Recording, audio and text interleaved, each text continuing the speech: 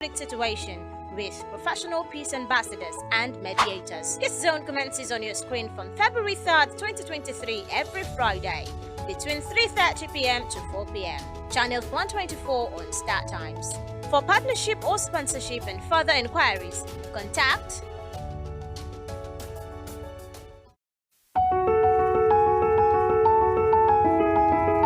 PepNet in collaboration with KAFTAN TV presents Peace Zone with Peace Ambassadors. And today is World Peace Day, and with us.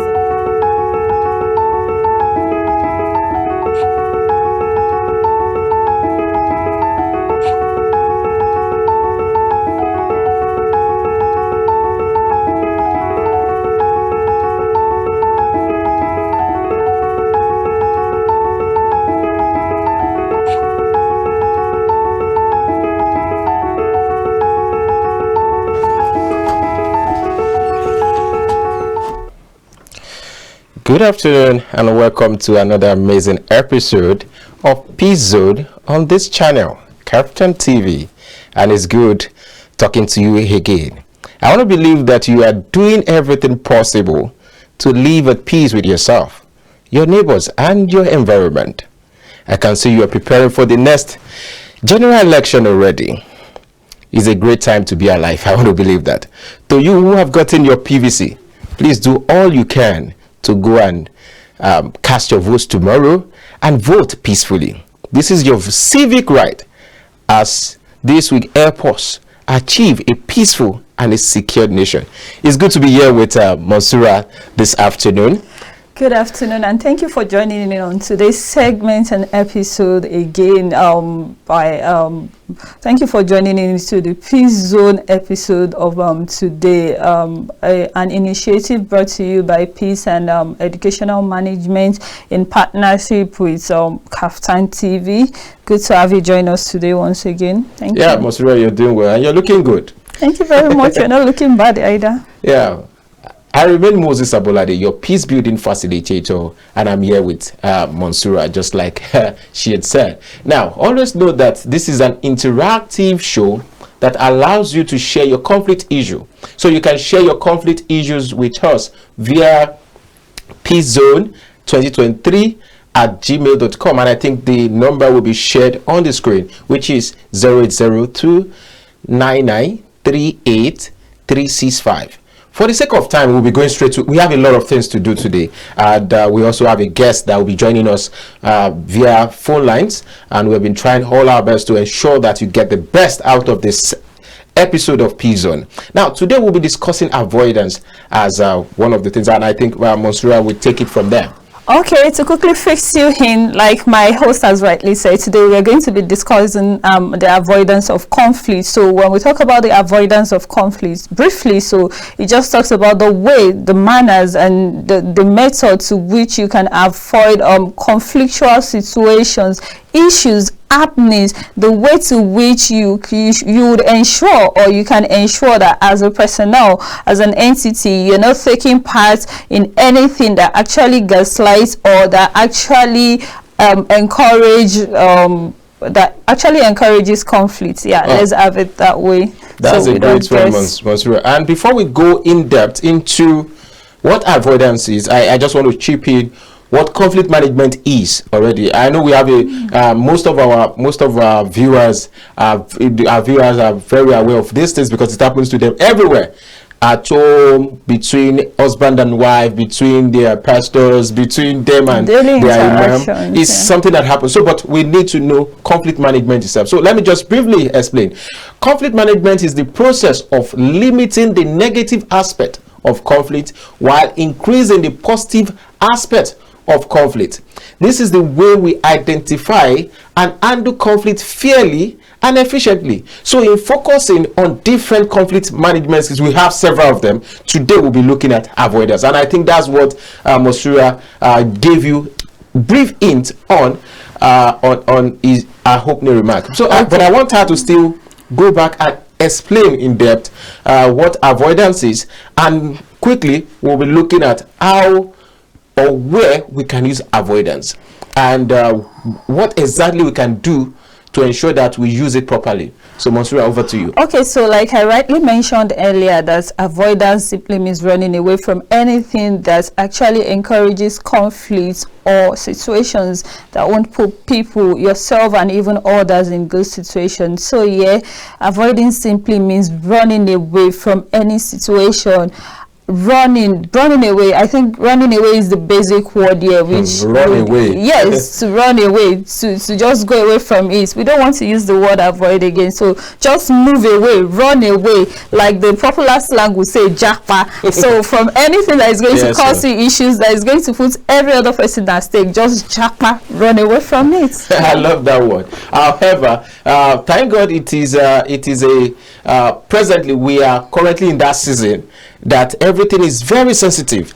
When people talk briefly, they have every reason to just flare up, you know. And this season is a very that conflict situation time where people are very confused about who they are electing as their next leader, or who is actually in charge of their naira policies or anything. So it's important that avoidance is used appropriately to help us utilize what we need to do. And it's important, so I'll be discussing about when we need to use avoidance as a conflict strategy. So number one time we need to use avoidance mechanism is when we need more time to think and process the issue, or when there is time constraint. That means you're in a situation and you don't even have enough time to make decisions. You're just very concerned about it, and you have to make the decision right there. So sometimes if it's not like it's a gun put on your head, you just have to tell them, I'm not comfortable with this. Yeah. Please, can you allow me to excuse myself? Now, another time you can also use this particular approach when you are facing situations like this is when you are not certain of the success of the situation. So sometimes you are not sure if your action might either cause problem to the next person, or might increase or escalate the violence on ground. So sometimes in such situation, I would just beg you, just like Monsura have said, jackpot, you just have to run. Now, at that point, you have to pay attention to what is it going to work? Is this going to be successful? Is it going to be a failure? If it's going to be a failure, why should you, or if it's going to increase violence, why should you put other people's life at stake? You should simply avoid such situations. I mean, you should be your brother's keeper. You should be your sister's keeper. So whatever is going to endanger the lives of any one of us, the next person beside you, the right step to be taken is to simply leave the table that moment, especially at this delicate situation.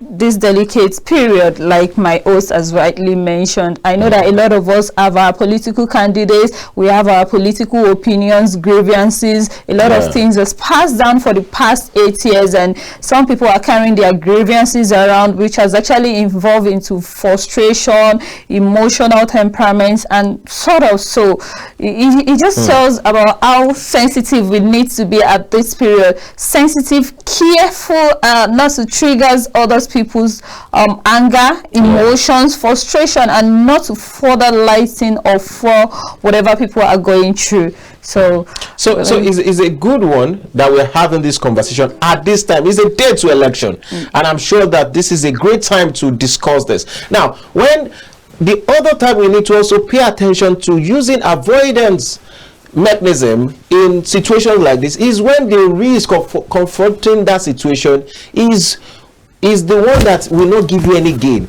What is the gain of you arguing inside that long bus with different people that you don't know from anywhere, that the bus will just stop few minutes after? What is the need of you arguing? And you see some people the veins in their head will begin to rise. Yes, I can tell of such. I think I found myself in that situation recently, and this was an argument that ensued between the supporters of two leading political parties. So while the other one was trying to say that this is the reason why my candidate is the right person for this upcoming election, the other one was of the opinion and of the fact that no, it is not mine, it is. And I believe that as adults, like, they should have just enclose the issue and let it rise. Then they then went further into into digging into what could have, and before you know, the rest of the people in that public transport, they pick it up with them, and they started taking side that, okay, since you're for this party, I'm also for this party, and they now made it a kind of like, they now started ganging against each other. In fact, the driver was confused at the moment. At that moment, he had to start raising his voice that, please stop, oh, I don't want to have accidents. So you can imagine that kind of scenario and situation. So I think it's important that you pay attention to this, because when you go out tomorrow to cast your vote, you must be sensitive of these things. It is not all discussions that you join into. It's not everything that comes to your somebody is discussing something. Even at this time, you don't have to talk too much. So I'll be asking Monsura now, in what situation, or how can one handle this particular conflict management style properly? How can one use it well?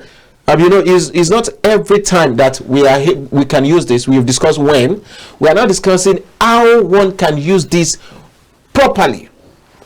I would like you to share more light on that, Monsura. Okay, I think one of the most effective ways to actually use this properly is to actually change the subject matter. You know, we've been talking about how other people get and tend to fuel up existing conversation that could aggravate into violence, anger, and the sort of. So when we find ourselves in these situations, the best way and manner to rightly approach this is just to change the subject matter. Like for me, I was in that public transport that very day, and something I did was that while the whole tension was rising up, I didn't have another voice to join me, but I know that at some point I was trying to say, okay, can we not even look at the presidential election? Can we look at the senatorial candidates, the seats, because they are also as well important, like it or not. The noise might be so much about the presidential and the governorship candidates, but then these are very relevant key actors to our political and governance growth and development too. So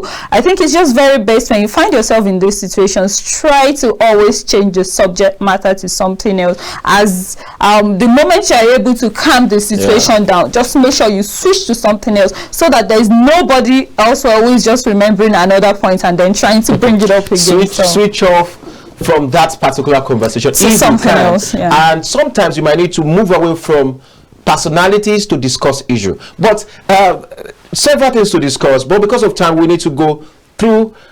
Before we go on break, I'll just share that please and please, though this method we are saying right now might not be considered healthy and advisable for most of the situations. It's not every time you avoid a situation, but it is necessary, especially when the case is sensitive or maybe it's life-threatening. You might have to think of this option. So great Nigerians, as you prepare for the next general election to elect your leaders tomorrow at the polls, there is a need for you to avoid some things out there, unproductive or sensitive argument that will not yield any positive impact, or anything that, any gathering that is not, you cannot identify with formally. You should not join that.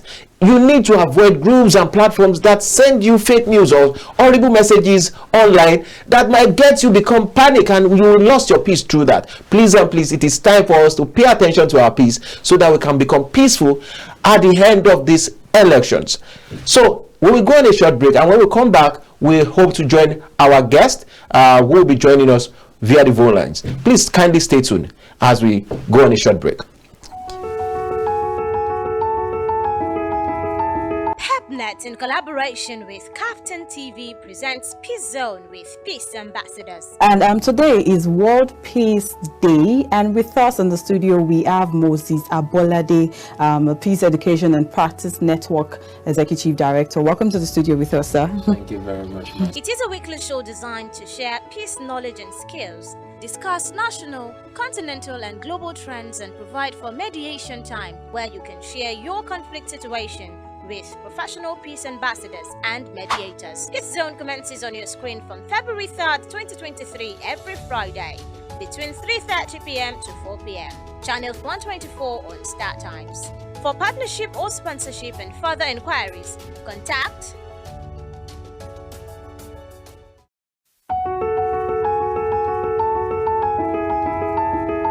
PEPNet, in collaboration with KAFTAN TV, presents Peace Zone with Peace Ambassadors. And today is World Peace Day, and with us in the studio we have Moses Abolade, Peace Education and Practice Network Executive Director. Welcome to the studio with us, sir. Thank you very much. It is a weekly show designed to share peace knowledge and skills, discuss national, continental and global trends, and provide for mediation time where you can share your conflict situation with professional peace ambassadors and mediators. This zone commences on your screen from February 3rd, 2023 every Friday between 3:30 p.m. to 4 p.m. Channel 124 on Startimes. For partnership or sponsorship and further inquiries, contact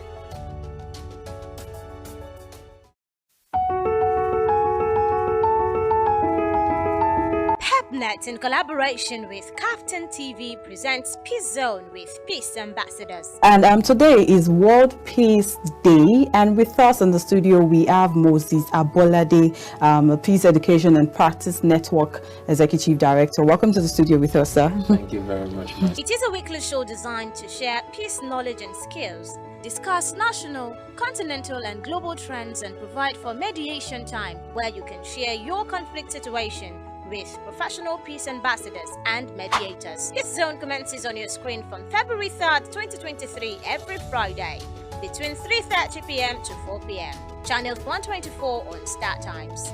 For partnership or sponsorship and further inquiries, contact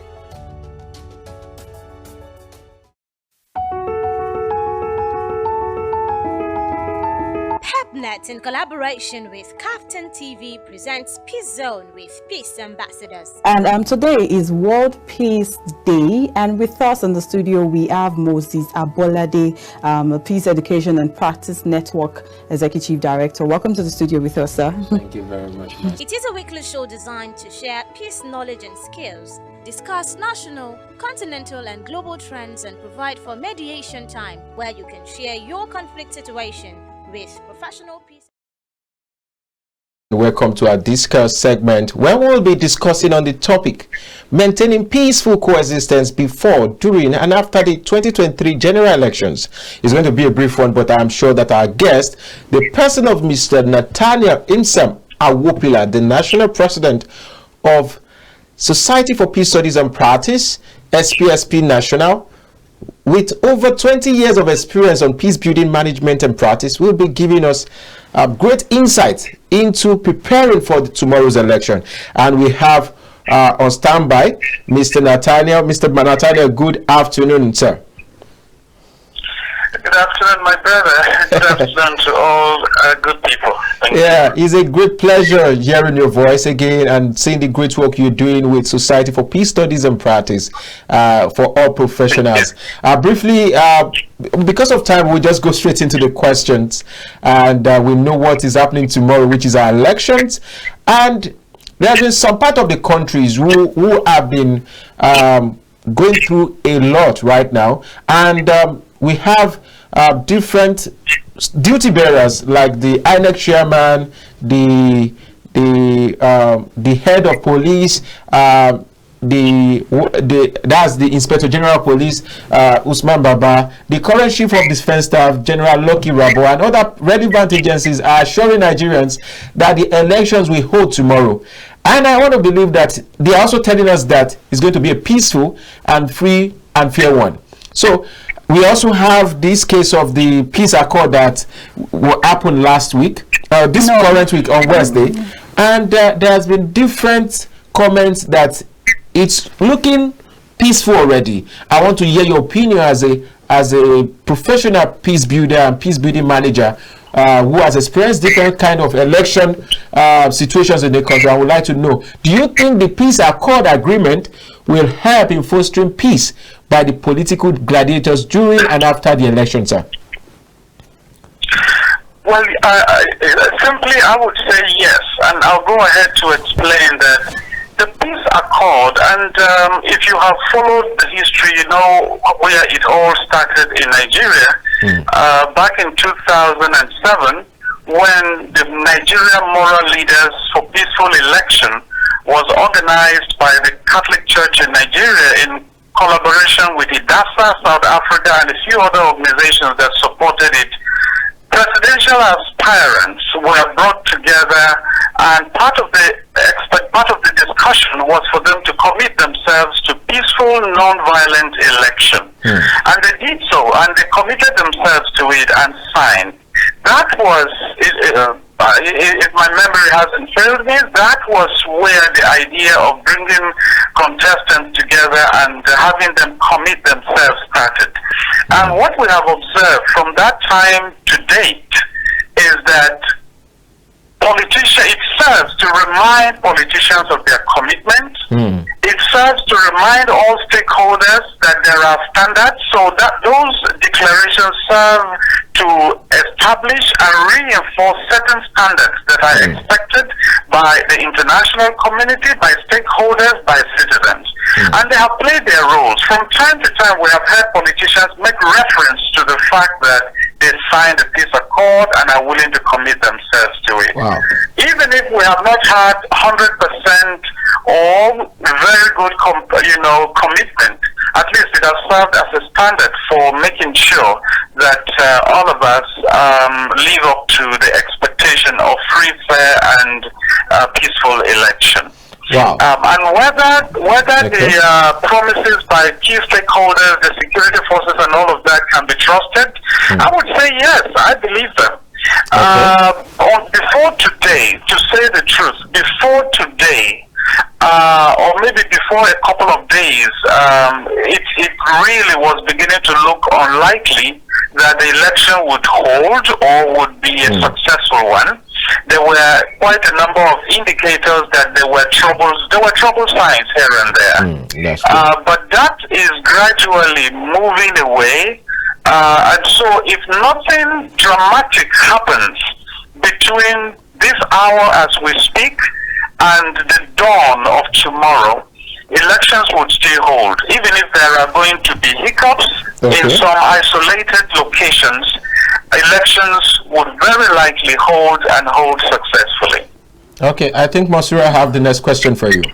All right, so thank you. So looking at the situation of things and the all developments, happenings, policies that has been going around for a while now, I'm puzzled at something, and I would really like you to delve and enlighten us based on your 2 decades of experience and the fact that you are a peace practitioner. I know that you must have seen likely issues that have come up during some days or some periods to elections. So the question right here is, do you think Nigerians are ready and prepared for this election that would be holding tomorrow? As a matter of fact, Nigerians are ready for tomorrow. They have always been desirous to have this election because they want to see another dispensation, having experienced the current dispensation for a period of 8 years at the national level. Nigerians have appeared ready for some time, and the indicators are there for us to see. Nigerians welcome the invitation to go and get their PVCs. You know how many days and days Nigerians stayed online on queues waiting to get their PVCs. Nigerians have always obeyed the instruction to do the needful. Some Nigerians have had to travel from their places of residence back to their states, back to their villages, to make sure that they participate in election tomorrow and in the next day. So those are indicators to me that Nigerians are ready for the election, plus the fact of the kind of debates on social media, in person, on television and radio. It shows that Nigerians do want the election to hold and do want a very peaceful transition. Wow. I believe that they are. Thank Even you if there so are much. elements that are not willing in this direction, there's an overwhelming population that wants the election to hold and is ready for it. I think we will take that from a well-experienced peace builder, and I'm sure that I'm also convinced that Nigerians are ready. We have few time. We are so sorry that we have limited time. I know if we use the entire day to discuss this, I know Mr. Nathaniel Awopila will give us the best. But your last words for Nigerians right now, I just want you to share your in one sentence, what do you expect from Nigerians right now? I have confidence in Nigeria and Nigerians.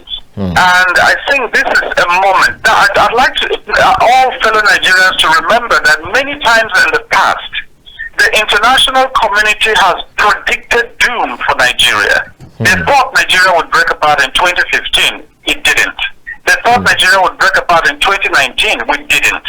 And today, what we're hearing from the international community, beginning from people like the former president of America and current leaders, they now are showing solidarity. They are assuring Nigerians that Nigeria is an important country in the Committee of Nations and that they have confidence in Nigeria and all of that. What that means is that finally, the world has recognized that Nigeria is not about to break apart.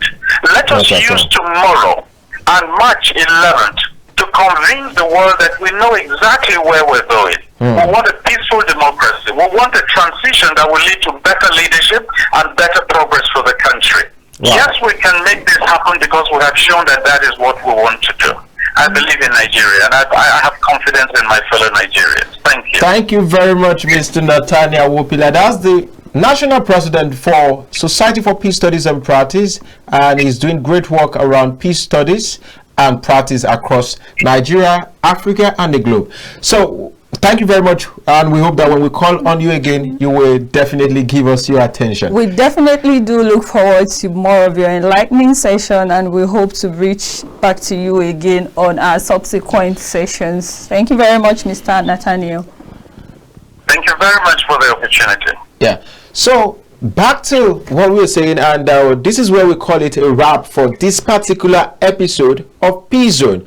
But while you're preparing for the election, please do note that you have that right to vote well, vote peacefully, vote in a secured manner, in a way that you can be proud of what you've done tomorrow. Please go out there, vote sensibly, vote non-violently, and vote peacefully. Thank you very much for joining us on today's episode of Peace Zone, and I'm sure that you'll be joining us again next week. Till next time that you join us, please stay peaceful and remain focused on doing the right thing. Thank you for joining in, and bye for now. Okay, I would usually have my last piece of word for every segment, but today at this point I don't believe anybody still needs any word of encouragement to go out there and exercise their civic duties. Well, we've all seen what played down during the last 8 years of this present regime, and then if you're ready for another 8 years drive, why not? You would be the one to determine whether it's going to be a smooth or a rough ride. So, and you're going to be doing that through your PVCs, through your electorate power. So would you go out there tomorrow and utilize it? The question is left to you to answer, and the action is for you to swing in. So thank you for joining in today. Make sure you join us again next week as we discuss the post-election segment. Thank you. Thank you for today. And bye for now. Yeah.